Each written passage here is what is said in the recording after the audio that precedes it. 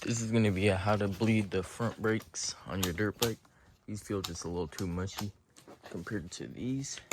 They aren't working like as good. They still work fine, but it's pretty simple. But for y'all that don't know, this is going to be how to do it.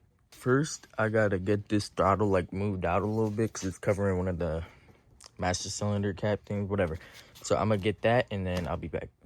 Throttle's out of the way. These are two just looks like T15 or T20 torque bits. So I'm like, you got to take this cap off first. So just like air, whatever. So I'm going to do that and I'll be back. Also, I do have 3 build videos on this bike just getting edited. I'm waiting to post. I'm going to get one about how to like do the head gasket or whatever, because I have a leaky head gasket and it's leaking a bit of coolant. But yeah, I looped it twice trying to wheelie it because the back brakes just don't work at all. But I'm gonna get back to that and I'll be back when the cap's off. It's a T20. I can't find any of my ratchets, so I have no clue what I'm gonna do. I'm gonna keep looking. No, I'll be back. It is also very important you read this and find out what fluid you got to use and make sure you get the right stuff. .4. Use this on both KX85 and TC125 because you don't want it to get all clogged up and it just messes it all up. Trust me, I know. All right, now that your cap's off, it's pretty simple. You got to make sure you always keep that front brake just pulled in, front or rear brake, whatever you're doing, because you don't want any air getting in the system. But you're gonna want to pump the brake a couple times, hold it in, and take like a 8 or 10 mil wrench down here, and then crack this open, and then close it back up. Then let go of the lever. If you don't hold the lever in while it's pulled out, it's gonna bring air into the system and make your brakes all messed up and mushy.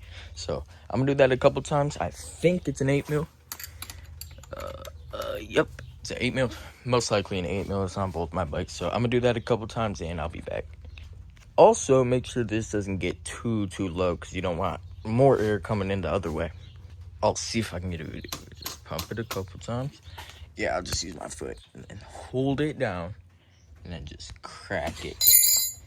And then just tighten it back up while you're still holding it. But mine are good. They're perfect. So I'm going to top that back off to like about that line right there. And I think that's what that means. And then I'll be back. Alright, it's topped off. Just make sure just to wipe up everything. Just spilled. Make sure to put this little cover back on.